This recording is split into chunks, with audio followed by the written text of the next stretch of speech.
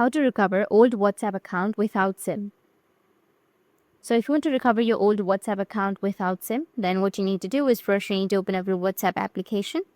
After that, go with the top right, which has that three dots, and then go with settings. Now, once you're on your settings, you need to scroll down, go with help. Under help, you need to go with help center. From the help center, you need to go with contact us, which is on the bottom right, and it will start a chat. You can go with the chat, or if you go with contact us, you'll also have tell us how we can help section. So you can go with that, and then you need to enter how to recover without SIM.